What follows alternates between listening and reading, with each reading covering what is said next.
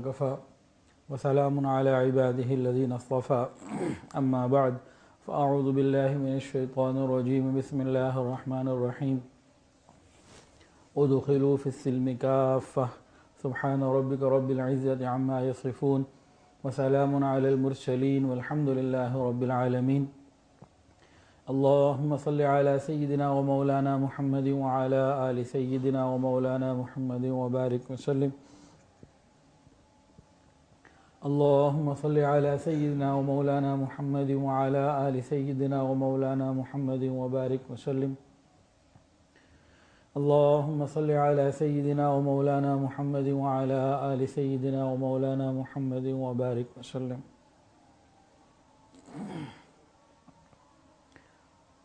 آج کا ٹاپک ہے غیروں کے تہوار ان کے دن منانے سے کیا نقصانات ہوتے ہیں. اکثر لوگ پوچھتے ہیں برتھ ڈے منا لیا یا کرسمس منا لیا، نیو ایئر نائٹ کو منا لیا یا کوئی اور دن منا لیا، اس سے کیا نقصان ہوتا ہے. تو آج کی تقریباً باتیں اسی ہی جواب میں ہوں گی. آدھے منٹ کا جواب ماننے والوں کے لیے وہ تو یہ ہے کہ ابھی اللہ اور اس کے رسول دونوں نے منع کیا. اب جو ماننے والے ہیں ان کے لیے تو بات ہو گئی پوری، لیکن کچھ تفصیل بھی ہو جائے تاکہ دل میں بات صحیح طریقے سے بیٹھ جائے اور ہم صحیح طریقے سے عمل کر سکیں.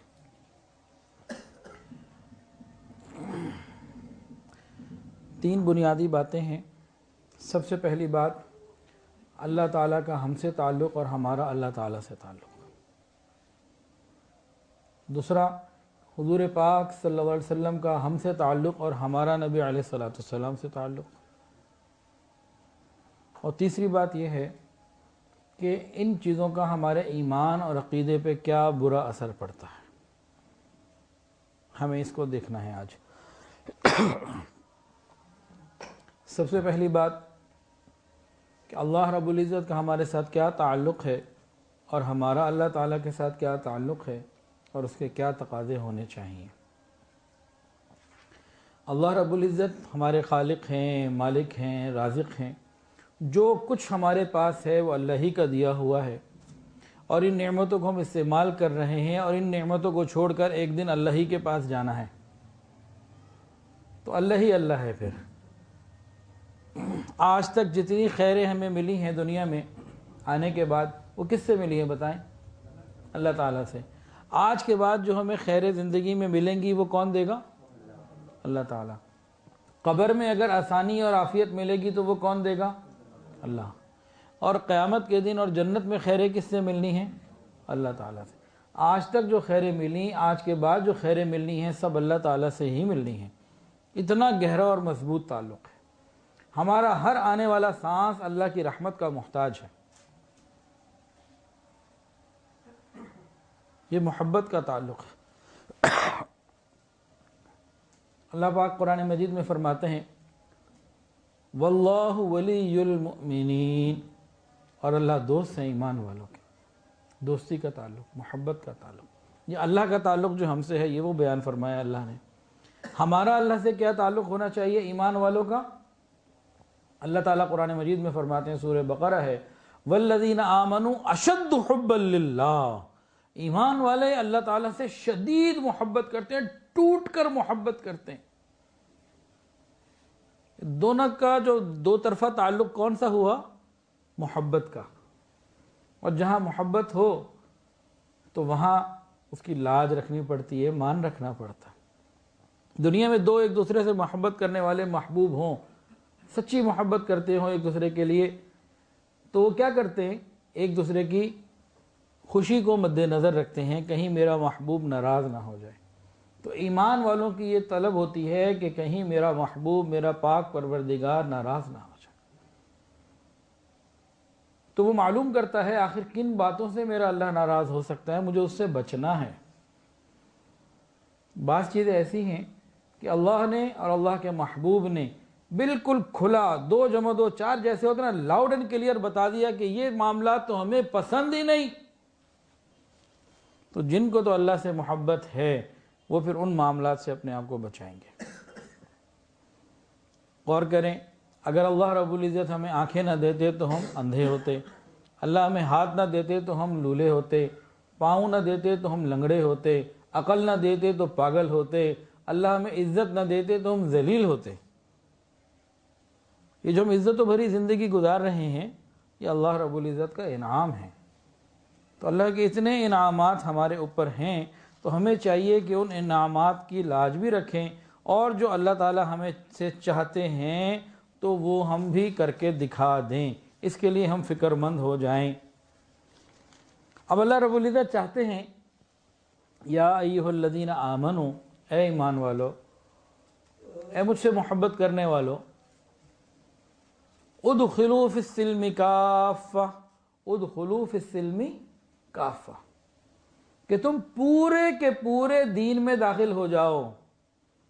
ادھورے نہیں داخل ہونا، پورا ہونا ہے، پورے کے پورے دین میں داخل ہو جاؤ، ہر اینگل سے کوئی چیز تمہاری پیچھے نہ رہ جائے۔ اللہ تو ہم سے یہ چاہتے ہیں، پھر اللہ ہمیں جنت میں داخل کریں گے پورے کا پورا، بغیر پریشانی قبر اور حشر کے عذاب سے۔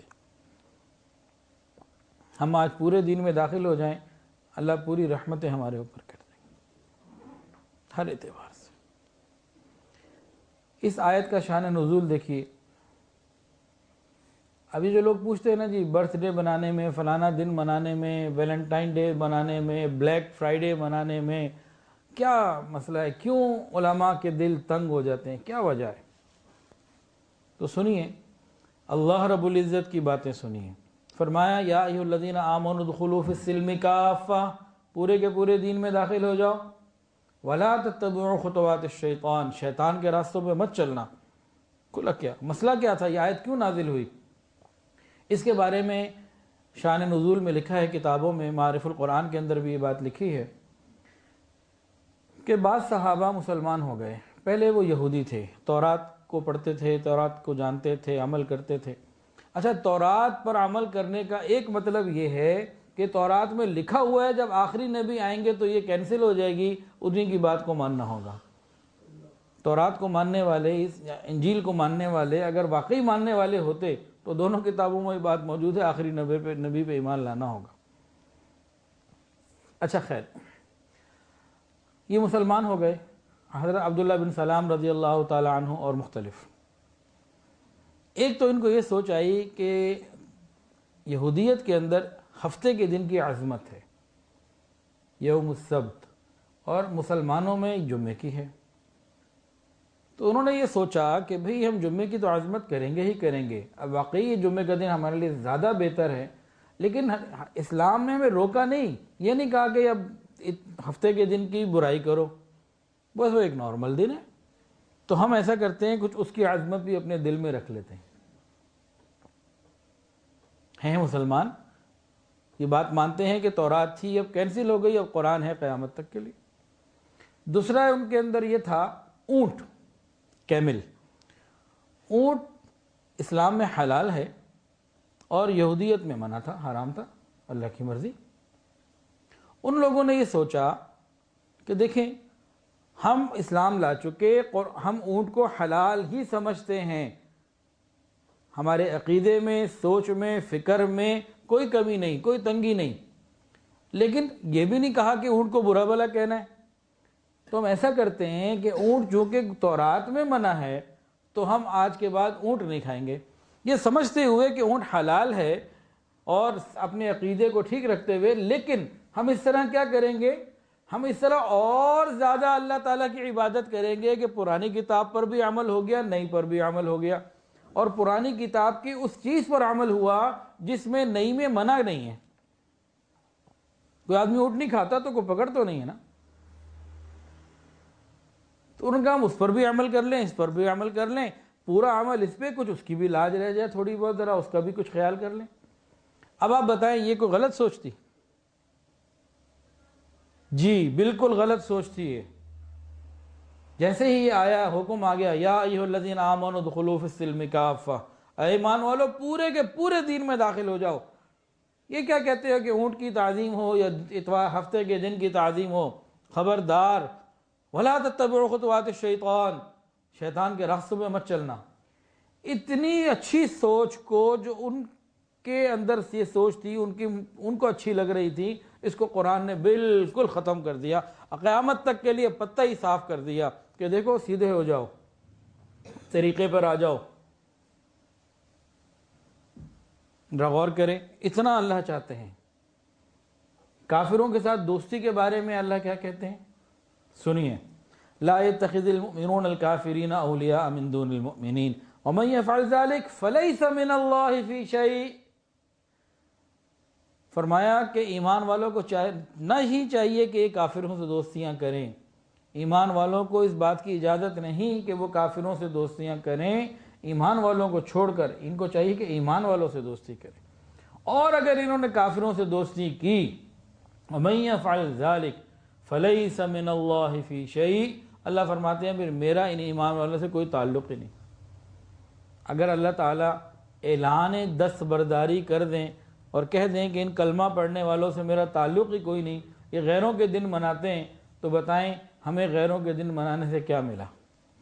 خدا نہ خواستہ اگر اللہ کا تعلق ہی چلا گیا، ہمارے پلے کیا رہا؟ غور کریں، سوچیں۔ اور ایک جگہ نہیں، قرآن میں جگہ جگہ۔ سورہ ممتحنہ میں فرمایا 28ویں سپارے میں، یا ایھا الذین آمنوا لا تتخذوا عدوی وعدوکم اولیاء تلقون الیکم بالمودہ، اے ایمان والو میرے دشمن اور اپنے دشمن یعنی کافر کو دوست نہ بناؤ اور ان سے محبت کے پیغامات نہ بھیجا کرو، یہ قرآن۔ اور سنیے، وَمَن يَفْعَلْ مِنْكُمْ فَقَدْ ضَلَّ سَوَاءَ السَّبِيلِ، اور جس نے یہ کیا یہ گمراہی میں پڑ گیا۔ اور سنیے، یا ایھا الذین آمنوا، اے ایمان والو، لا تتخذوا اليہود والنصارى اولیاء بعضهم اولیاء بعض ومن يتولهم منکم فإنہ منہم۔ کتنی ڈانٹ پلائی جا رہی ہے، بتایا جا رہا ہے اے ایمان والو یہود و نصارہ کو دوست مت بناؤ، وہ آپس میں ایک دوسرے کے دوست ہیں، مسلمانوں سے وہ کوئی ہمدردی نہیں رکھتے، کوئی ہمدردی کا تعلق ان کا مسلمانوں سے نہیں، تو جو ان سے دوستی کرے گا وہ انہی میں سے ہوگا۔ وَمَن يَتَوَلَّهُم مِّنكُمْ فَإِنَّهُ مِنْهُمْ، جو ان سے دوستی کرے گا انہی میں سے ہوگا۔ سورہ مجادلہ میں قرآن میں فرمایا، لا تجد قوما یؤمنون باللہ والیوم الآخر یوادون من حاد اللہ ورسولہ ولو كانوا آباءهم او ابناءهم او اخوانهم او عشیرتهم۔ فرمایا کہ جو لوگ اللہ اور اس کے رسول پر ایمان رکھتے ہیں وہ پھر اللہ کے دشمنوں سے دوستیاں نہیں رکھتے، چاہے وہ ان کے سگے رشتہ دار ہی کیوں نہ ہو۔ یہ مفہوم عرض کرو۔ تو یہاں باتیں واضح ہو گئیں کہ کسی بھی طریقے سے غیر مسلموں سے دوستی رکھنے کی اجازت نہیں، لیکن اس کی تفصیل بھی ہے۔ غیر مسلموں سے 4 طرح کا تعلق جو ہے نا وہ ممکن ہوتا ہے۔ کون سا منع ہے اور کون سا نہیں؟ معارف القرآن حضرت مفتی محمد شفیع رحمۃ اللہ علیہ وہ فرماتے ہیں کہ ایک تو تعلق ہے قلبی، دل کا، یعنی موالات کا۔ فرمایا کہ اس کی تو کسی صورت کوئی گنجائش نہیں۔ قلبی تعلق جو دل کا تعلق ہے وہ ایمان والوں کا ایمان والوں سے ہی ہونا چاہیے، کسی غیر سے نہیں۔ دوسرا تعلق ہے مواسات کا، جس کے معنی ہے ہمدردی، خیر خواہی اور کسی کو نفع پہنچانا۔ تو فرمایا کہ یہ بھی جائز ہے، کافروں کو نفع پہنچایا جا سکتا ہے اگر وہ حربی نہیں، وہ لڑنے کے لیے نہیں آ رہے، وہ مارنے کے لیے نہیں آ رہے، پرامن رہ رہے ہیں، تو ٹھیک ہے، ان کا خیال کرنا یہ جائز ہے، بلکہ اس کو ثواب اور عبادت کہا گیا۔ تیسرا درجہ ہے مدارات کا، جس کے معنی ہے ظاہری خوش خلقی اور دوستانہ برتاؤ۔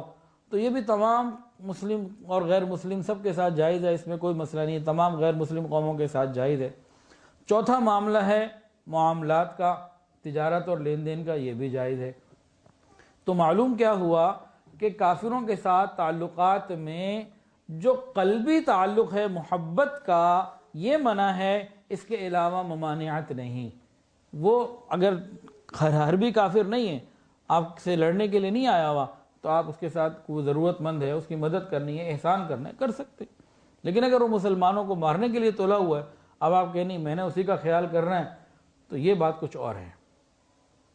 تو اللہ رب العزت نے صاف منع کر دیا کہ کافروں سے دوستی نہیں کرنی۔ یہ تو بات ہو گئی اللہ رب العزت کی۔ اب ہم بات کرتے ہیں دوسرے پوائنٹ کی کہ وہ حضور پاک، ہاں اللہ تعالیٰ نے ایک اور بات بھی فرما دی، وَلَن تَرْضَىٰ عَنْكَ الْيَهُودُ وَلَا النَّصَارَىٰ حَتَّىٰ تَتَّبِعَ مِلَّتَهُمْ۔ اگر انسان چاہے، وہ مسلمان چاہے کہ ان لوگوں سے دوستی کر لے، اللہ فرما رہے ہیں کہ دیکھو میں ہر چیز کا خالق اور مالک ہوں، ہر چیز کا علم رکھنے والا ہوں، یہ تمہیں کبھی اپنا دوست نہیں بنا سکتے جب تک حتیٰ کہ تم یہود و نصارہ ہی نہ بن جاؤ، یہ تم سے کبھی دوستی نہیں نبھائیں گے۔ یہ قرآن ہے۔ اب ہم ان سے دوستی لگانا چاہیں بھی کہ بھئی دوستی لگانے میں کیا ہے، ہو سکتا ہے کوئی فائدہ ہو جائے، تو فائدہ نہیں ہوگا، نقصان ہی ہوگا۔ اللہ نے بتا دیا کہ جب تک تم یہودی اور عیسائی نہیں بن جاؤ گے، یہ تم سے خوش ہونے والی پلیٹ ہٹا لو، جب تک تم عیسائی نہیں بن جاؤ گے، یہودی نہیں بن جاؤ گے، ان کا ڈوم اور ختم نہیں ہوگا، ان کے تقاضے ختم نہیں ہوں گے، کچھ بھی کر لو۔ یہ ہمیں بتا دیا گیا اور ہم دیکھ رہے ہیں۔ تو بھائی سب سے پہلی بات تو ہو گئی ہماری کہ اللہ رب العزت نے ہمیں منع کر دیا ہے کہ ہم کسی صورت بھی کافروں سے دوستی نہیں کر سکتے، قلبی تعلق نہیں کر سکتے۔ اگر ہم نے کافروں سے قلبی تعلق رکھا اور اس کی پاداش میں اللہ ہی سے ہم دور ہو گئے، اللہ نے کہہ دیا فَلَيْسَ مِنَ اللَّهِ مِنْ شَيْءٍ، ہمارا اسے کوئی تعلق ہی نہیں، بتائیں ہمارے پلے کیا رہا۔ تو اللہ تعالیٰ کی قیمت کے اوپر کافروں سے تعلق بنانا، ان کے دن منانا، یہ نفع کا سودا ہے یا نقصان کا، اس کو خود غور کرے بندہ۔ پہلا تعلق کون سا تھا؟ اللہ کا ہم سے، ہمارا اللہ سے۔ اور دوسرا تعلق کون سا بتایا تھا جی؟ حضور پاک صلی اللہ علیہ وسلم کا امت سے اور امت کا نبی علیہ السلام سے تعلق، اس کو غور کیجئے۔ نبی علیہ السلام کا ہمارے ساتھ کیا تعلق ہے؟ قربان جائیے، قرآن مجید کے اندر آتا ہے لَقَدْ جَاءَكُمْ رَسُولٌ مِّنْ أَنفُسِكُمْ عَزِيزٌ عَلَيْهِ مَا عَنِتُّمْ حَرِيصٌ عَلَيْكُمْ بِالْمُؤْمِنِينَ رَءُوفٌ رَحِيمٌ۔ حضور پاک صلی اللہ علیہ وسلم ہمارے لیے آسانی چاہتے ہیں۔ مسلمانوں کو کوئی تکلیف پہنچے، نبی علیہ السلام کو غم ہوتا ہے، پریشانی ہوتی ہے، وہ چاہتے ہیں کہ ہر ایک کے لیے آسانی ہو۔ نبی علیہ السلام نے ہمیں ہمیشہ یاد رکھا، پوری امت کو یاد رکھا۔ کھانا کھاتے کھاتے کھانا کھانا بھول جاتے، امت یاد آ جاتی، اچانک دعاؤں میں لگ جاتے، کھانا بھول جاتے۔ راتوں کو اللہ سے مانگتے، آنسوؤں سے روتے، یا رب امتی یا رب امتی۔ نبی علیہ السلام نے فرمایا کہ میں بھی اس وقت تک راضی نہیں ہوں گا جب تک کہ میرا آخری امتی بھی جنت میں نہ چلا جائے۔ تو اتنا تعلق تو نبی علیہ السلام نے نبھایا۔ ہمارا کیا تعلق ہونا چاہیے؟ قرآن مجید میں اللہ فرماتے ہیں النبی اولیٰ بالمؤمنین من انفسہم، کہ نبی مومن کے لیے، مومنین کے لیے ان کی جانوں سے زیادہ اہم ہیں، ان کی جانوں سے زیادہ ضروری ہیں۔ اس سلسلے میں واقعہ سنیے۔ سیدنا عمر فاروق رضی اللہ تعالیٰ عنہ دربار رسالت میں آئے اور کہا یا رسول اللہ، مجھے ہر چیز سے محبت کم ہے، آپ سے زیادہ ہے۔ مجھے جان، مال، اولاد، والدین، کاروبار، قبیلے، خاندان، ہر چیز سے کم محبت، آپ سے زیادہ محبت ہے، لیکن میری اپنی جان اس کی بات کچھ اور ہے۔ کیونکہ حدیث کے اندر آتا ہے، نبی علیہ السلام نے فرمایا کہ تم اس وقت تک کامل ایمان والے نہیں ہو سکتے جب تک کہ میں محمد صلی اللہ علیہ وسلم تمہیں تمہاری جان سے، مال سے، ہر چیز سے، والناس اجمعین، کائنات کی ہر چیز سے زیادہ میں محبوب نہ ہو جاؤں، تمہارا کام نہیں بنے گا۔ تو فاروق اعظم آئے، کہا یا رسول اللہ آپ ہر چیز سے زیادہ محبوب ہیں مجھے، لیکن میری اپنی جان، اس کا ذرا مسئلہ کچھ اور ہے۔ نبی علیہ السلام نے کیا فرمایا؟ انہوں نے وہ درجہ پیش کیا جو ہم نہیں پیش کر سکتے آج۔ کتنی مرتبہ اولاد کے لیے، کتنی مرتبہ نامحرم سے رابطوں کے لیے، حرام رابطوں کے لیے، کتنی مرتبہ کاروبار کے لیے، رزق کے لیے ہم جھوٹ بول جاتے ہیں، شریعت کو چھوڑ دیتے ہیں۔ ہم تو یہ بھی نہیں پیش کر سکتے جو وہ پیش کر گئے۔ ہوا کیا؟ کہنا کلا، ہرگز نہیں، بالکل نہیں، قطعاً نہیں، کوئی نہیں، تمہارا ایمان اس وقت تک مکمل نہیں ہو سکتا جب تک میں محمد صلی اللہ علیہ وسلم تمہیں تمہاری جان سے زیادہ محبوب نہ ہو جاؤں۔ سیدنا فاروق اعظم رضی اللہ عنہ نے عرض کیا یا رسول اللہ اب آپ عمر کو عمر کی جان سے زیادہ عزیز ہو گئے۔ پھر جواب آیا الآن یا عمر، الآن یا عمر، اب تمہارا ایمان مکمل ہوا ہے۔ تو ہمیں نبی علیہ السلام سے محبت اپنی جانوں سے زیادہ کرنی ہے۔ نبی علیہ السلام نے لاؤڈ اینڈ کلیئر بتا دیا من تشبہ بقوم فہو منہم، جو جس کے ساتھ مشابہت اختیار کرے گا قیامت کے دن اسی کے ساتھ ہوگا. جو جس کے ساتھ مشابہت اختیار کرے گا قیامت کے دن اسی کے ساتھ ہوگا. یہ جو دن منانے کا ہم پوچھتے رہتے ہیں نا، سنیے چند واقعات، اس سے آپ کو بات سمجھ میں آ جائے گی انشاءاللہ. حضور پاک صلی اللہ علیہ وسلم مدینہ جب ہجرت کر کے تشریف لائے تو آپ نے دیکھا کہ اہل مدینہ سال میں 2 دن میلے وغیرہ خوشیاں مناتے ہیں. تو آپ نے پوچھا اپنے صحابہ سے کہ یہ کیا ہے؟ تو صحابہ نے عرض کیا یا رسول اللہ صلی اللہ علیہ وسلم، یہ 2 دن ہیں جن میں ہم خوشیاں مناتے ہیں. ہم مطلب یہ غیر مسلم قومیں جو ہیں خوشیاں مناتی ہیں، عید کے طور پر، تہوار کے طور پر کو سیلیبریٹ کیا جاتا ہے. تو یہ اس سلسلے کی ایک پرانی کڑی چلی آ رہی ہے. نبی علیہ الصلوۃ والسلام نے کیا معاملہ کیا؟ حدیث میں موجود ہے، حضور پاک صلی اللہ علیہ وسلم نے ارشاد فرمایا کہ اللہ رب العزت نے تمہیں ان 2 دنوں سے بہتر 2 دن عطا فرمائے ہیں، ایک عید الفطر اور ایک عید الاضحیٰ. مسلمانوں کے لیے سال میں یہ 2 ہی دن ہیں خوشی کے تہوار اور عید کے طور پر. فرمایا کہ ان کا خیال کرنا ہے، انہی پہ رہنا ہے. اور شریعت کے اندر 2 ہی عیدیں ہیں. حدیث کی تمام کتابوں میں 2 عیدوں کا ذکر، ایک عید الفطر اور ایک عید الاضحیٰ. فقہ کی تمام کتابوں میں انہی دونوں عیدوں کے مکمل تفصیلی مسائل موجود، کیونکہ عیدیں ہی 2 ہیں. جب پاکستان بنا تھا سرکاری تعطیلات آپ دیکھ لیجئے، اس میں 2 عیدیں لکھی ہوئی ہیں. اردو کی اسلامیات کی کتابیں دیکھ لیجئے، اس میں 2 عیدیں لکھی ہوئی ہیں. اب ہم ترقی یافتہ ہو گئے 70 سال میں، اب ہم نے 3 تک لے آئے، اور 20 30 40 50 سال کے بعد یہ 4 5 6 ہو جائیں گی. یہ رک نہیں سکتا. ہم نے جب اصل کو چھوڑ دیا نا، اب تو جدت ہی جدت ہے. یہ رکنے والا سلسلہ نہیں ہے. اگر رک سکتے تھے تو صرف حدیث پہ رکتے. جب ہم نے راستہ کھول دیا اب رکنے والا معاملہ نہیں رہا. تو نبی علیہ السلام نے فرمایا 2 عیدیں ہیں. تو نبی علیہ السلام نے منع کر دیا غیر قوموں کے تہوار کو منانے پہ. پھر نبی علیہ السلام نے امت کو فرمایا کہ تم یہود و نصارہ کی مخالفت کرو، اہل کتاب کی مخالفت کرو، حکم ہے اس کا. اور یہ فرمایا من تشبہ بقوم فہو منہم. اب اس بارے میں چند مثالیں سمجھ لیجئے اور غور کیجئے کہ ہم لوگ کہاں جا رہے ہیں، ہمارا کیا بنے گا، قیامت کے دن ہم کن کے ساتھ اٹھیں گے. قیامت کے دن ہم کس کا ساتھ چاہتے ہیں، آج ہمیں ڈیسائیڈ کرنا ہوگا. سنیے حضور پاک صلی اللہ علیہ وسلم نے فرمایا کہ داڑھی کو بڑھاؤ اور مونچھوں کو ترشواؤ. کچھ لوگ آئے، ان کی مونچھیں بڑی ہوئی تھی، داڑیاں نہیں تھیں. پوچھا یہ کیا ہے؟ کہا ہمیں ہمارے رب نے، یعنی کہ ہمیں ہمارے بڑوں نے کہا ہم یہی کرتے ہیں. فرمایا نہیں، مجھے تو میرے رب نے حکم دیا کہ داڑھی کو بڑھانا ہے، مونچھیں کٹوانی ہے، ترشوانی ہے. اور خاص طور سے یہاں بتایا کہ یہود و نصارہ کی مخالفت کرنے کا حکم ہے. یہ وضع قطع کے اندر آتی ہے داڑھی. اس کائنات میں سب سے حسین چہرہ حضرت محمد مصطفیٰ صلی اللہ علیہ وسلم کا ہے، اور اس چہرے کے اوپر سجی ہوئی داڑھی تھی. اور غور کیجئے لباس کے بارے میں بہت سارے لوگ جو ہے نا بہت نرم ہو گئے ہیں اور بہت کام خراب ہو گیا ہے.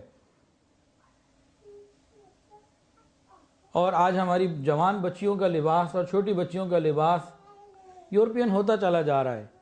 کالج یونیورسٹیز کے لباس میں پینٹ اور یہ چیزیں آ گئی ہیں، اور 20 30 سال بعد اسکرٹ بھی آئے گی اور سب ختم ہو جائے گا. جو تھوڑا بہت رہ گیا یہ بھی ختم ہونا ہے اور کم ہونا ہے، کیونکہ ہم نے ٹریک وہ لیا ہوا ہے.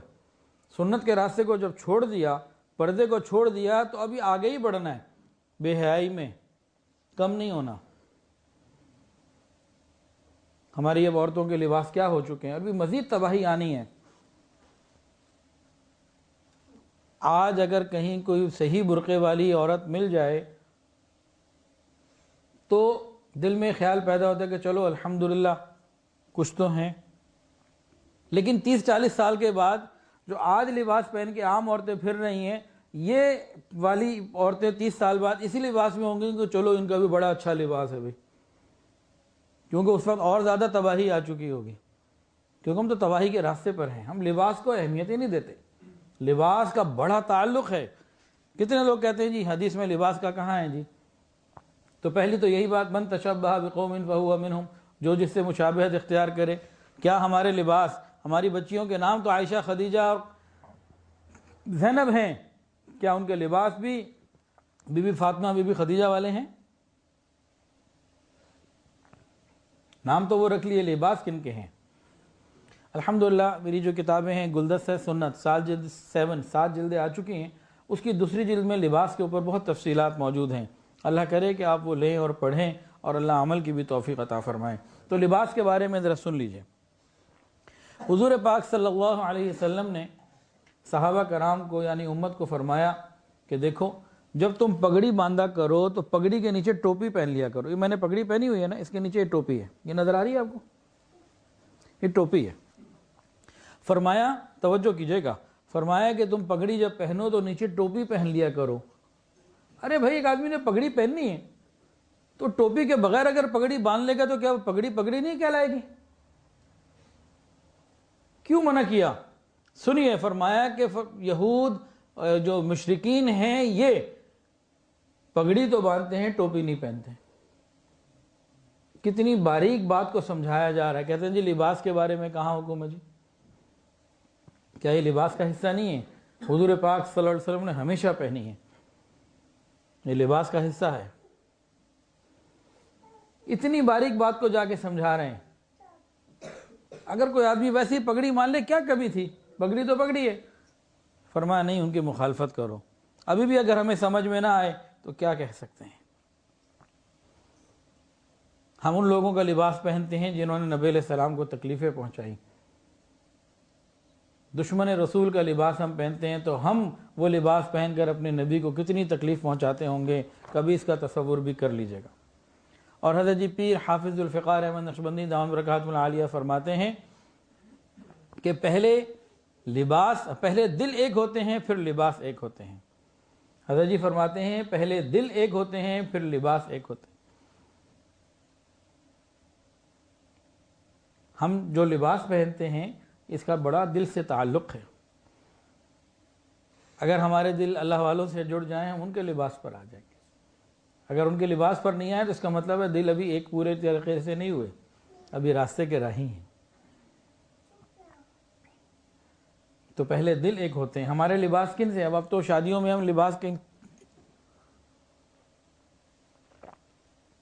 شادی بیاہ میں جو ہم لباس پہنتے ہیں، باقاعدہ میڈیا میں دیکھ کر کہ کس فاحشہ عورت نے کون سا لباس کہاں پہنا وہ بنواتے ہیں۔ کیا کریں؟ تو حدیث کو سن لیجئے، اللہ ہماری حفاظت فرمائے۔ من تشبہ بقوم فہو منہم۔ اچھا، اور غور کیجئے مخالفت کا جو حکم ہے۔ فرمایا رسول اللہ صلی اللہ علیہ وسلم نے روزہ رکھنے کے بارے میں کہ تم جب روزہ رکھو تو سحری کیا کرو، کہ مشرکین سحری نہیں کرتے، مخالفت کرو۔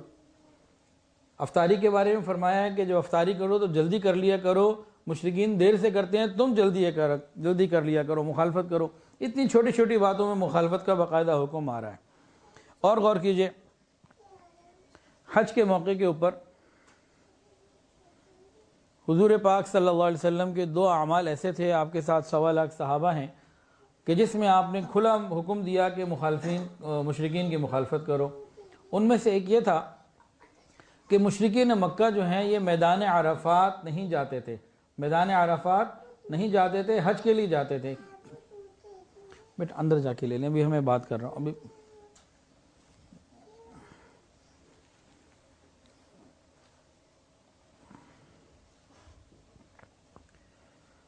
حضور پاک صلی اللہ علیہ وسلم جب حج کے لیے تشریف لے گئے تو امت کو 2 بہت بڑے پیغام اس عنوان پہ بھی ملے۔ پہلا پیغام کیا تھا؟ نبی علیہ السلام میدان عرفات تشریف لے گئے۔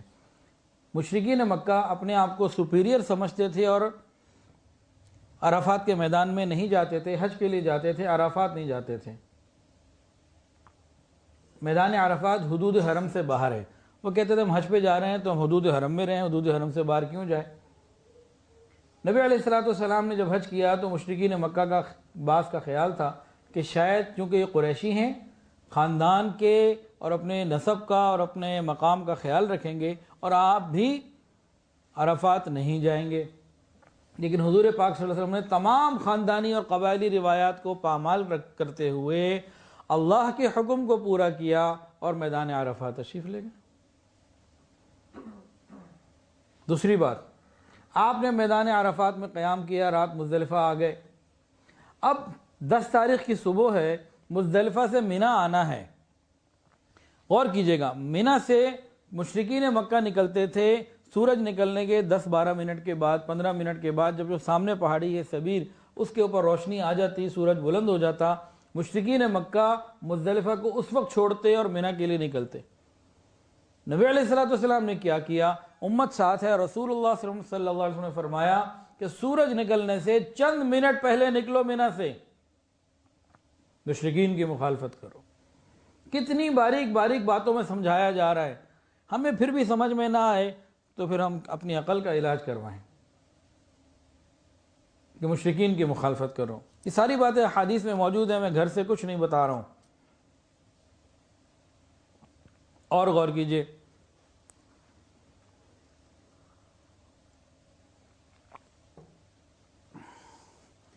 حضور پاک صلی اللہ علیہ وسلم کا ایک عمل ہے، آپ 10 محرم کا روزہ رکھتے تھے۔ ابتداء اسلام میں 10 محرم کا روزہ رکھنا فرض تھا۔ جب ہجرت ہو گئی، مدینہ طیبہ آ گئے تو رمضان کے پورے مہینے کے روزے فرض ہو گئے، تو 10 محرم کے روزے کی فرضیت ختم ہو گئی، تاہم اس کی ایک فضیلت باقی رہی۔ نبی علیہ السلام مکہ میں تھے، آپ نے ہمیشہ روزہ رکھا 10 محرم کا۔ مدینہ آئے، آپ روزہ رکھتے رہے، رمضان کے روزے فرض ہو گئے، آپ رمضان کے روزے فرض رکھتے اور 10 محرم کا روزہ نفلی پھر بھی رکھتے۔ زندگی گزرتی گئی اسی عمل کو جاری رکھتے ہوئے۔ اللہ اکبر کبیرہ، کاش یہ درد دل آپ کے دل میں آج اتر جائے۔ اس بات کو بھی نہ سمجھانا تو سمجھ لیں کہ دلوں پہ بھی بہت محنت کرنے کی ضرورت ہے۔ نبی علیہ السلام برسوں ایک عمل کرتے رہے، برسوں زندگی گزر گئی، پھر آخر وقت میں نبی علیہ السلام کو یہ معلوم ہوا کہ 10 محرم کا روزہ یہودی بھی رکھتے ہیں۔ پوچھا یہ کیوں رکھتے ہیں؟ جواب ملا، یہودیوں نے بتایا کہ اللہ رب العزت نے فرعون کو 10 محرم کو غرق کیا تھا، موسیٰ علیہ السلام کو نجات دیتی، ہم شکرانے میں رکھتے ہیں۔ رسول اللہ صلی اللہ علیہ وسلم نے یہ بات کو جب معلوم ہوا تو 2 باتیں فرمائیں۔ ایک تو یہ فرمایا کہ ہم زیادہ اس بات کے مستحق ہیں کہ ہم شکرانے کا یہ روزہ رکھیں۔ تم تو دین چھوڑ چکے ہو، تم تو تورات پر کہاں عمل کرتے ہو؟ تورات میں تو لکھا ہے میرے اوپر ایمان لے آؤ، تم نے کہاں عمل کیا اپنے دین پہ؟ ہم زیادہ مستحق ہیں کہ اللہ کا حکم کو ہم صحیح طریقے سے پورا کر پائیں گے۔ اور دوسرا، امت کو کیا سبق دیا؟ فرمایا کہ اگلے سال جو زندہ رہے گا، جو روزہ رکھے، وہ اکیلا 10 کا نہ رکھے، 9 کو یا 11 کو ساتھ ملائے۔ مشرکین کی مخالفت کرنے، یہود و نصارہ کی مشرکین کی مخالفت کرنے کا حکم۔ اب جتنے یہاں لوگ بیٹھے، آپ میں سے کسی نہ کسی نے یا سب نے 10 محرم کا روزہ رکھا ہوگا کبھی نہ کبھی۔ کیا کبھی صرف 10 کا رکھا؟ ایسا ہوا کہ 9 کو نہ جوڑا ہو یا 11 کو نہ جوڑا ہو؟ بتائیں۔ ہاں جی، ہمیشہ 2 رکھے نا، 1 تو نہیں رکھا۔ اصل تو صرف 1 تھا، 9 کیوں رکھا؟ آئندہ کبھی زندگی میں رہے اور محرم کا مہینہ آئے اور آپ 9 یا 11 کا ساتھ جوڑے ہوں، سارا دن سوچیں آج کا یہ روزہ مجھے کیوں رکھوایا گیا؟ وجہ کیا تھی؟ وجہ تھی مشرکین کی مخالفت کرو۔ رسول اللہ صلی اللہ علیہ وسلم زندگی بھر روزہ رکھتے آ رہے ہیں 10 محرم کا، مکہ میں رکھا، پھر مدینہ میں رکھا، لیکن جس دن معلوم ہو گیا کہ یہودی بھی یہ رکھتے ہیں تو آپ نے اس کو فرمایا کہ نہیں، مخالفت کرو، 9 یا 11 کا چھوڑو۔ اگر یہ بات بھی سمجھ میں نہیں آ رہی نا تو پھر سیدھے لفظوں میں ڈوب مرنے کا مقام ہے ہمارے لیے۔ کیا رہ گیا ہمارے پاس؟ برا نہ مانیے کہ کوئی بات بری لگے، مجھے معاف کر دیجیے گا، آپ کو اتنی واضح بات سمجھائی ہے۔ پھر حدیث، من تشبہ بقوم فہو منہم، جو جس سے مشابہت اختیار کرے گا قیامت کے دن اسی کے ساتھ ہوگا۔ تو قیامت کے دن کس کے ساتھ اٹھنا چاہتے ہیں؟ حضور کے ساتھ اٹھنا چاہتے ہیں، تو پھر مشابہت کس کی کرنی ہے؟ انشاءاللہ۔ اب اس مرحلے پر یہاں پر آپ کو ایک دلیل دینا چاہتا ہوں۔ ہم میں سے ہر پاکستانی اس دلیل کو مانے گا، سمجھے گا، اور انشاءاللہ پاکستان قیامت کی صبح تک رہے گا، اور قیامت کی صبح تک اس دلیل کو کوئی توڑ نہیں سکے گا انشاءاللہ تعالی، کوئی محب وطن اس کو نہیں توڑ سکے گا۔ سنیے، 14 اگست کا دن ہم مناتے ہیں، خوشی کا مناتے ہیں، یہ بچے بھی جھنڈے لگاتے ہیں، جھنڈیاں لگاتے ہیں، خوشی کا اظہار ہوتا ہے۔ تو ہم 14 کا دن مناتے ہیں خوشی کے لیے، 15 کا تو نہیں مناتے نا، کہ 15 کا بھی مناتے ہیں؟ نہیں مناتے نا۔ اب میں آپ لوگوں سے ایک سوال کرتا ہوں، ایک آدمی بجائے 14 کے 15 کو خوشیاں منائے، 15 کو جھنڈے لہرائے، 15 کو ترانے، اور جو ہے نا 15 کو جو ہے وہ آزادی کی خوشیاں منائے، تو ہم اسے کیا کہیں گے جی؟ غدار کہیں گے۔ کیا کہیں گے جی؟ غدار۔ اور کیا کہیں گے؟ پاگل۔ اور کیا کہیں گے؟ ایجنٹ کہیں گے جی انڈیا کا۔ اور کیا کہیں گے؟ مطلب غداری کہا نا گھوم پھر کے سب، کہ ہم اس کو کبھی اپنا نہیں مانیں گے۔ کیوں بھئی؟ آپ کے دل اتنے چھوٹے کیوں ہو گئے؟ اس نے دن ہی تو بنایا نا دوسروں کا، اور کیا کیا اس نے؟ وہ کہے میں پاکستانی، میرا باپ پاکستانی، میرا آئی ڈی کارڈ نادرا کا بنا ہوا، قسمیں لے لو مجھ سے، میں ملک کا وفادار ہوں۔ اس کی اس بات کو ہم میں سے جو مانے گا ہاتھ کھڑا کر دیجئے۔ جو دن تو 15 کا خوشی کا منائے اور کہے کیا ہو گیا، میں نے دوسرے کا دن تو منایا، کیا ہو گیا؟ کیوں دل چھوٹا کرتے ہیں؟ کیوں اپنے آپ کو تنگ دل کرتے ہیں؟ بندے کے اندر وسعت نظری ہونی چاہیے، براڈ مائنڈڈ ہونا چاہیے۔ کیوں اتنے تنگ نظر چھوٹے دل والے ہو گئے آپ پاکستانی لوگ؟ بھائی بولو، میں بھی پاکستانی ہوں لیکن سمجھانے کے لیے انداز اختیار کر رہا ہوں۔ کیوں بھائی؟ ہماری قومی غیرت گوارا نہیں کرتی کہ پاکستانی ہو کر کوئی 14 کے بجائے 15 کو خوشی کا دن منائے، کوئی دوسروں کا دن منائے، ہم اسے پاکستانی ماننے کے لیے تیار نہیں ہیں۔ ارے یہی تو حضور نے کہا ہے جو دوسروں کے دن منائے وہ ہمارا نہیں ہے۔ یہاں سمجھ نہیں آتی کیا فرق ہے دونوں باتوں میں؟ اگر ہماری قومی غیرت نہیں گوارا کرتی تو ہماری ایمانی غیرت، ہماری ملی غیرت، ہمارا اللہ اور اس کے رسول سے تعلق، کیا اس کی کوئی قیمت نہیں ہے؟ بات واضح ہو چکی ہے۔ اس مثال کو میرا گمان یہ ہے کہ کوئی پاکستانی محب وطن اس کو توڑ نہیں سکتا، ایسی مضبوط بات ہے۔ اب ان باتوں کو جوڑ لیجئے۔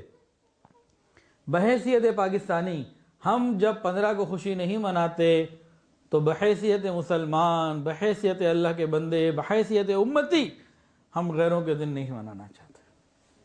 مجھے امید ہے کہ بات بہت واضح ہو گئی ہوگی اس مثال کے ساتھ، ابھی بھی نہیں ہوئی، اب اور کیا لے کر آیا جائے۔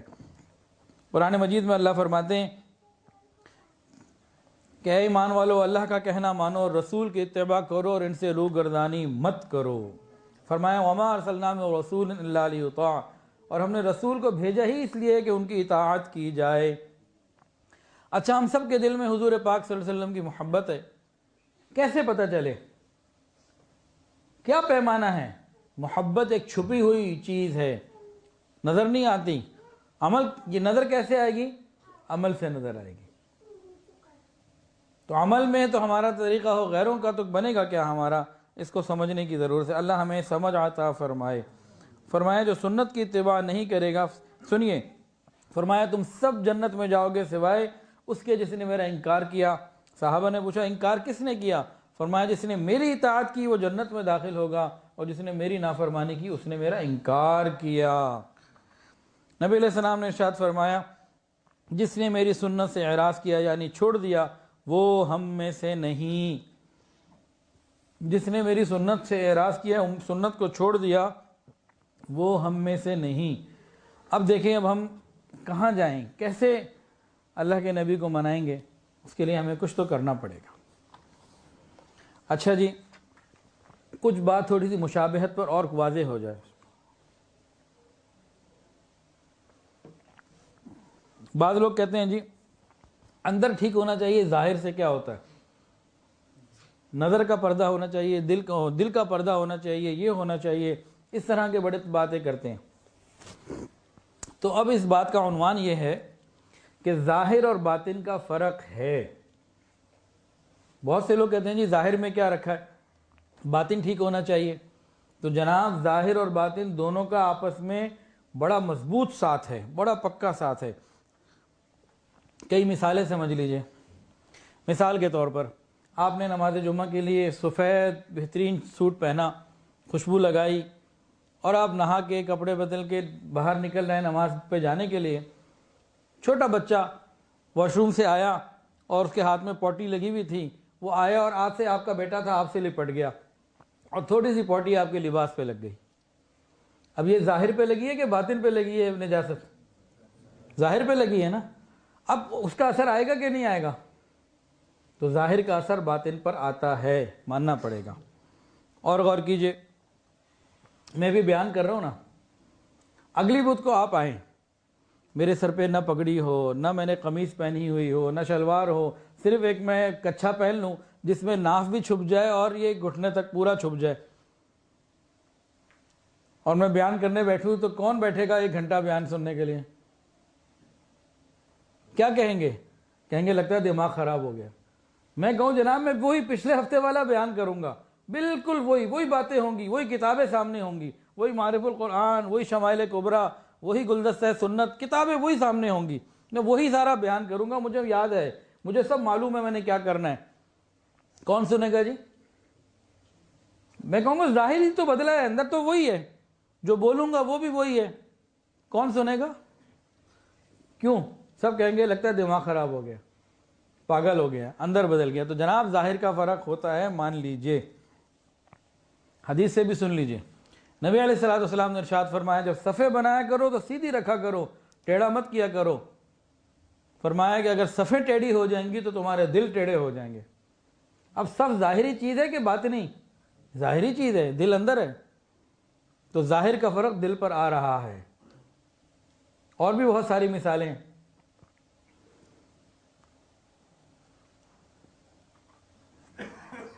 اسی لیے یہ کہہ دینا کہ جی ظاہر سے کیا فرق پڑتا ہے، جناب بہت فرق پڑتا ہے۔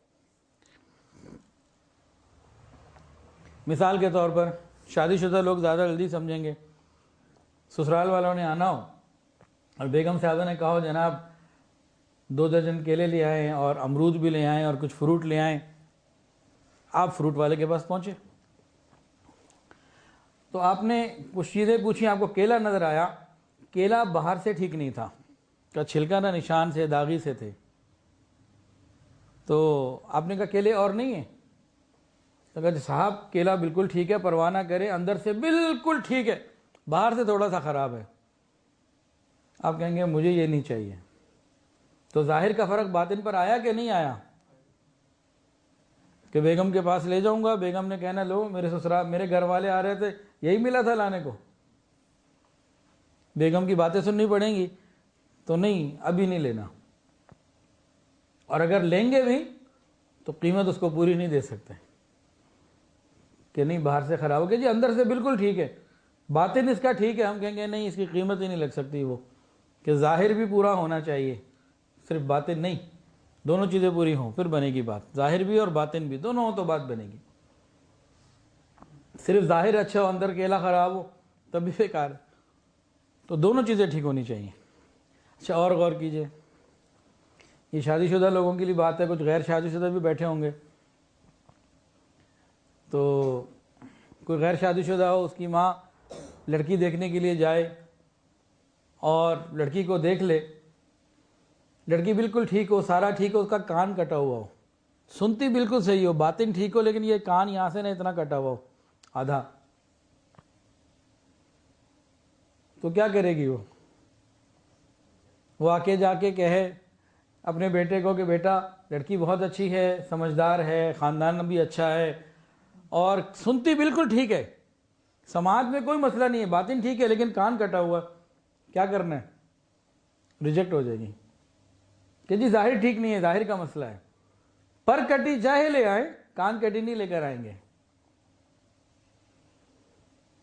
تو ظاہر کا فرق باطن کے اوپر آتا ہے، اس بات کو ہمیں مان لینے کی ضرورت ہے۔ اور بھی بہت ساری مثالیں ہیں، تاہم ایک مثال اور بھی سن لیجئے۔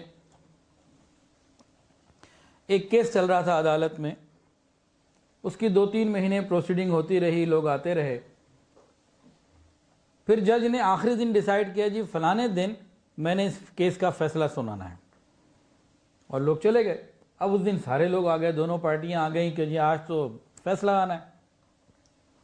اب جج صاحب نہیں آئے، ٹائم گزر گیا، 20-25 منٹ اوپر ہو گئے۔ پھر اتنے میں دیکھا اچانک جج صاحب آئے ہوئے ہیں، اور وہ لہنگا پہنا ہوا ہے اپنی بیوی کا لال رنگ کا، اور وہ لہنگا پہن کے آ کے سیدھا اپنی ٹیبل پہ بیٹھ گئے، اپنے کرسی پہ بیٹھ گئے، آرڈر آرڈر آرڈر۔ اب لوگ جج صاحب کو دیکھ رہے، ان کو کیا ہوا؟ وہ کہنے لگے کہ میں فیصلہ سنانا چاہتا ہوں، سب متوجہ ہو جائیں۔ اب لوگ پریشان ہیں کہ جج صاحب کو ہوا کیا، یہ آج اپنی بیگم کا لباس پہن کر آ گئے، لہنگا پہن کر آ گئے۔ تو جج صاحب کہیں بھی کیا بات ہے، کیوں پریشان ہو رہے ہو؟ اصل میں گھر میں لائٹ نہیں تھی یا کوئی مسئلہ ہو گیا تھا، تو میرے ڈریس نہیں تھا، میں بیوی کا پہن کے آ گیا، اس میں کیا فرق پڑتا ہے؟ لباس ہی تو پہنے نا میں نے، اور کیا کیا ہے؟ تو فیصلہ تو میں وہی سناؤں گا۔ تو کوئی بھی نہیں سنے گا، جناب ابھی آپ پہلے اپنے حلیے میں آئیں، اس کے بعد بات ہوگی۔ کہ لگتا ہے آپ کا دماغ خراب ہو گیا، وہ اب لہنگا پہن کر آ گئے۔ تو ظاہر کا فرق باطن پر ہوتا ہے۔ ہمیں چاہیے کہ ان باتوں کو سمجھیں اور اللہ تعالیٰ کی طرف متوجہ رہیں، پھر آسانی رہے گی، ورنہ ان معاملات میں جا کے ہمارا ایمان خراب ہوتا ہے۔ اچھا، تیسرا پوائنٹ جو شروع میں ذکر کیا تھا کہ غیروں کے تہوار منانے سے ہمارے ایمان اور عقیدے میں کیا فرق پڑتا ہے۔ جناب غیروں کے تہوار منانے سے ہمارا عقیدہ اور ایمان خراب ہو جاتا ہے، ختم بھی ہو سکتا ہے۔ وہ کیسے؟ پہلے قرآن مجید سے ایک دلیل لے لیجئے، پھر میں آپ کو 2-3 باتیں بتاتا ہوں۔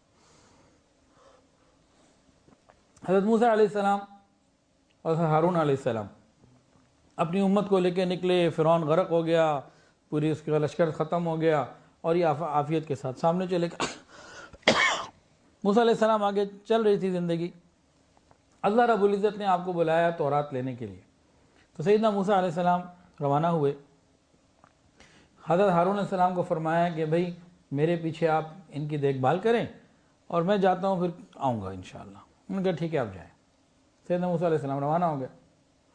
اب ہارون علیہ السلام تھے، قوم تھی، اور سب اللہ کو وحدہ لا شریک ماننے والے تھے، کوئی کمی، کوئی فتنہ نہیں تھا، کوئی مسئلہ نہیں تھا۔ اتنے میں وہاں ایک شخص تھا سامری، اس نے ایک بچڑا بنایا، اور اس بچڑے سے ایک آواز آتی تھی۔ اس نے لوگوں کو کہا دیکھو خدا تو یہ موسیٰ علیہ السلام پتہ نہیں کہاں نکل گئے، کدھر چلے گئے، خدا تو ہمارے پاس ہے۔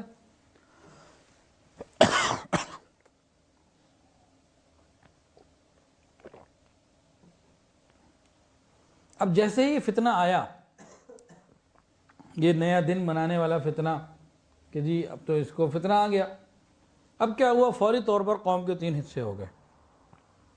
پہلے صرف ایک تھی، اب قوم 3 میں بڑھ گئی۔ کیا؟ ایک نے تو کہا کہ نہیں، یہ بالکل نہیں، یہ غلط ہے، ہم نہیں مانتے، وہ بچ گئی، ان کی تعداد تھوڑی تھی، 12,000 کے قریب۔ دوسری جو قوم کا حصہ بنا، اس نے کیا کہا؟ اس نے کہا جی یہی ہے خدا، موسیٰ علیہ السلام غلط کہتے ہیں، بھول گئے، جھٹک گئے، پتہ نہیں ان کو کیا ہو گیا، یہی ہے، نظر آ رہا ہے آنکھوں سے، ہم بن دیکھا کیا مانے، واقعی یہی ہے۔ تیسرے نے کیا کہا کہ جب موسیٰ علیہ السلام آئیں گے ہم پوچھ لیں گے، وہ کہیں گے یہی خدا ہے تو بسم اللہ، اور کہیں گے نہیں تو پھر ٹھیک ہے، جو ہم جس کو پہلے مان رہے ہیں اسی کو مانیں گے۔ تو 3 فرقے فوری طور پر ہو گئے، ایک فتنہ آیا، قوم بڑھ گئی۔ آج بھی یہی ہوتا ہے، کوئی نئی چیز آ جاتی ہے، کوئی نیا معاملہ آ جاتا ہے، تو فوری طور پر کئی گروہ بن جاتے ہیں۔ کچھ تو کہتے ہیں یہ منانا ہی نہیں ہم نے، یہ تو ہے ہی نہیں، منع ہے، بچے رہتے ہیں۔ کچھ کہتے ہیں نہیں یہی سب سے بہتر ہے، اسی پر آنا، اس کے بغیر اس کو جائز اور حلال کرنے کے لیے ایڑی چوٹی کا زور لگا دیتے ہیں۔ اور کچھ ہوتے ہیں کہ اچھا ہم علماء سے پوچھ لیں گے، علماء جو بتائیں گے ویسا کر لیں گے۔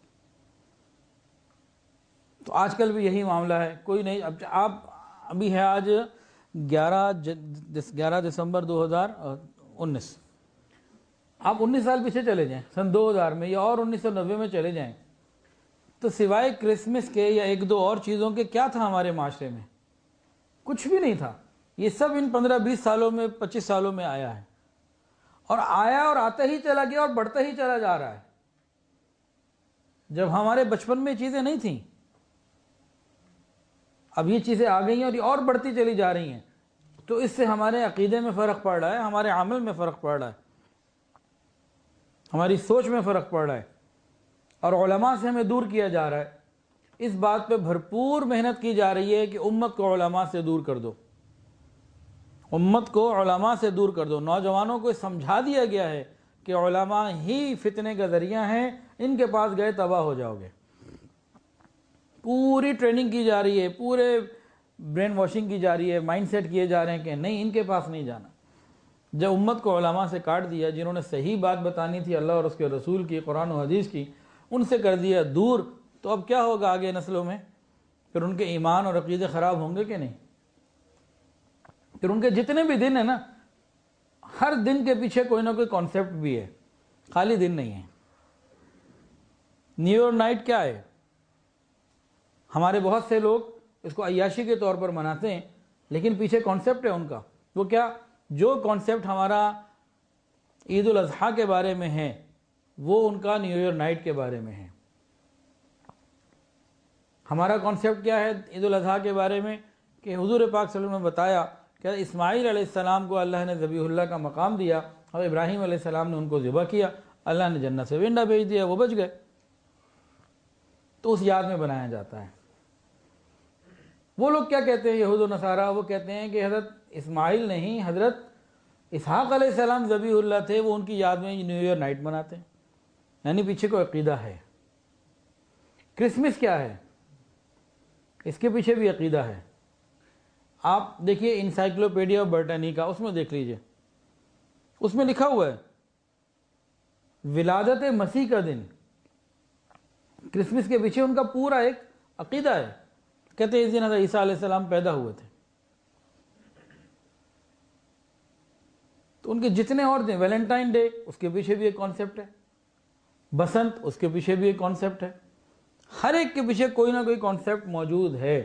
جب امت کے نوجوان علماء سے دور ہوں گے اور دوسروں کے اب دیوالی ہمارے لاہور میں کھل کے منائی جاتی ہے، چند مہینے پہلے گزری ہوگی، تو میں ایک دن جا رہا تھا، تو لڑکے کالج کے اور رنگ لگے ہوئے، میں تو بڑا حیران ہوں، مجھے سمجھ ہی نہیں آئی ہوا کیا ہے۔ اور دو چار نہیں، درجنوں نہیں، سینکڑوں پورے لاہور کی سڑکوں میں نظر آ رہے تھے اس دن۔ پتہ نہیں کیا ہو گیا، اللہ رحم معاف فرمائے۔ تو کئی دن کے بعد پتہ چلا کہ جی یہ دیوالی منائے جا رہے تھے مسلمان لڑکے۔ تو جب علماء سے دور کر دیا جائے گا، ان کے تہوار، ان کی چیزیں اندر اتار دی جائیں گی، ایمان بعد میں کیسے رہے گا؟ نوجوانوں کا ایمان خراب ہونے کے لیے دو تین چیزیں ہوتی ہیں۔ پہلی چیز یہ ہے کہ ان کو بے حیائی، موسیقی اور نشے کی چیزوں میں ڈال دیا جائے، حرام تعلقات میں ڈال دیا جائے۔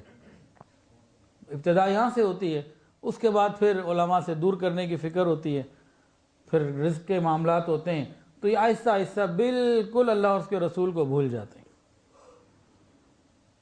تو بھئی ہم تو اللہ اور اس کے رسول کے ماننے والے ہیں، چاہنے والے ہیں، ہم چاہتے ہیں کہ قیامت کے دن ہمارا حشر نبی علیہ السلام کے قدموں میں ہو۔ وہ کب ہوگا؟ جب ہم نبی علیہ السلام سے سچی محبت کریں گے، نبی علیہ السلام کے دین کو اپنی زندگی کا حصہ بنائیں گے، اور غیروں کے طریقوں کو اپنی زندگیوں سے نکالیں گے۔ نبی علیہ السلام کے طریقوں پر عمل بھی کرنا ہے، اور غیروں کے طریقوں کو اپنی زندگی سے نکالنا بھی ہے، دونوں کام کرنے، پھر بات بنے گی۔ اللہ تعالیٰ سے دعا ہے اللہ تعالیٰ اپنی رحمت کا معاملہ فرمائے اور ہمیں حضور پاک صلی اللہ علیہ وسلم کی سچی محبت عطا فرمائے۔ دو تین باتیں اور یاد آ گئیں، آخر میں جلدی کر دوں۔ حضرت عمر فاروق رضی اللہ تعالیٰ نے لاؤڈ اینڈ کلیئر منع کیا کہ تم نے غیروں کے دن نہیں منانے۔ فرمایا کہ ان کی عبادت گاہوں میں نہیں جانا، جب وہ عبادت کر رہے ہوں، وہ اپنی چیزوں میں لگے ہوئے ہوں، اللہ کا عذاب نازل ہونے کی توقع ہے، تم کہیں تباہ نہ ہو جاؤ۔ اور سنیے دوسری بات جو اس سے زیادہ واضح ہے، حضرت عبداللہ بن عمر رضی اللہ تعالی عنہما، انہوں نے فرمایا کہ جو کوئی مسلمان اگر عیسائیوں کے نوروز کو منائے گا، new year, happy new year کہہ لیں نا اس کو، نوروز نیا دن، نیو ایئر نائٹ چلے سمجھ لیں، فرمایا کہ جو مسلمان عیسائیوں کے نوروز کو، ان کے نئے دن کو منائے گا، سیلیبریٹ کرے گا، اور یہی زندگی کا اس کا طرز رہا اور مر گیا، تو قیامت کے دن انہی میں سے اٹھے گا۔ اور امام احمد بن حنبل رحمہ اللہ سے پوچھا گیا، اگر کوئی شخص جس کی بیوی عیسائی ہو اور وہ چرچ جانے کی اجازت مانگے تو کیا کرے؟ تو انہوں نے فرمایا کہ منع کرنا چاہیے۔ اسی طرح ایک اور فقیہ نے فرمایا کہ ان کا غیر مذہبی تہوار کا کوئی غیر قوموں کا کوئی مذہبی تہوار ہو اور کوئی بندہ ان کو انڈا بھی انعام میں، تحفے میں، ہدیے میں دے دے، فرمایا کہ اگر اس کے بعد 50 سال کی بھی عبادت ہوں گی تو ضائع ہو جائیں گی۔ تو ان سے قلبی تعلق جو ہے نا وہ منع ہے۔ ہاں ویسے تو کوئی تعلق ہے، اس کی وہ مانعت نہیں ہے، تفصیل شروع میں گزر گئی۔ تو من تشبہ بقوم فہو منہم، جو جس کے ساتھ مشابہت اختیار کرے گا قیامت کے دن اسی کے ساتھ اٹھے گا۔ اللہ تعالیٰ سے دعا ہے اللہ تعالیٰ ہمیں قیامت کے دن حضور پاک صلی اللہ علیہ وسلم کے ساتھ اٹھنا نصیب فرمائے۔